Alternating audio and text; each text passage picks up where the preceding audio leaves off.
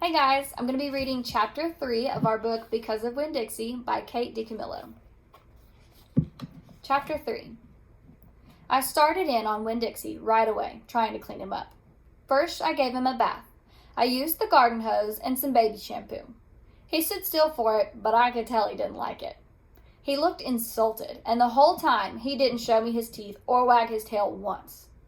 After he was all washed and dried, I brushed him good. I used my own hairbrush and worked real hard at all the knots and patches of fur stuck together. He didn't mind being brushed. He wiggled his back like it felt pretty good. The whole time I was working on him, I was talking to him, and he listened. I told him how we were alike. "See," I said, "you don't have any family, and neither do I. I've got the preacher, of course, but I don't have a mama. I have one, but I don't know where she is. She left when I was 3 years old. I can't hardly remember her. And I bet you don't remember your mama much either. So we're almost like orphans." Winn-Dixie looked straight at me when I said that to him, like he was feeling relieved to finally have somebody understand his situation. I nodded my head at him and went on talking.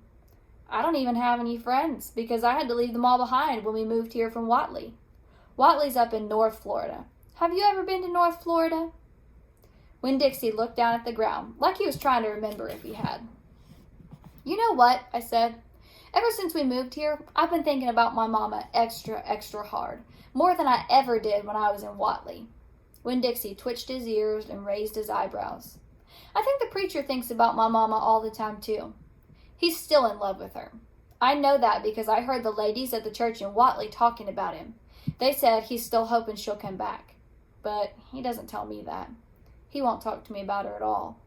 I want to know more about her, but I'm afraid to ask the preacher. I'm afraid he'll get mad at me."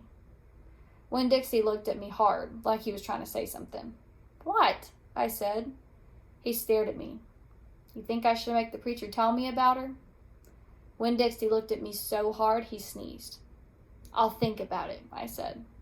When I was done working on him, Winn-Dixie looked a whole lot better. He still had his bald spots, but the fur that he did have cleaned up nice. It was all shiny and soft. You could still see his ribs, but I intended to feed him good, and that would take care of that.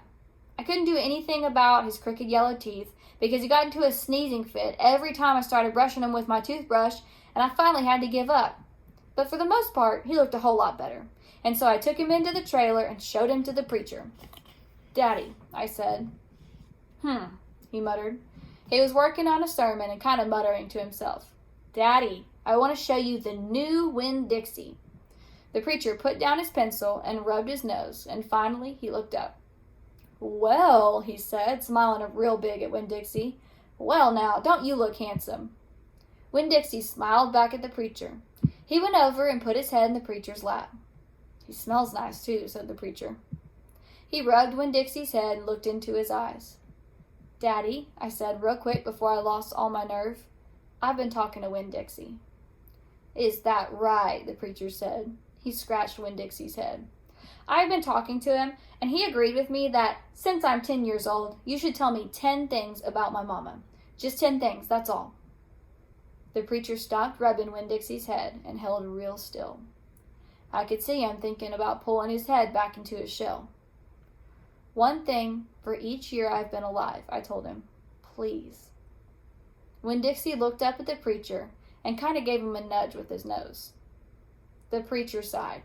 He said to Winn-Dixie, "I should have guessed you were going to be trouble." Then he looked at me. "Come on, Opal," he said. "Sit down, and I will tell you 10 things about your mama."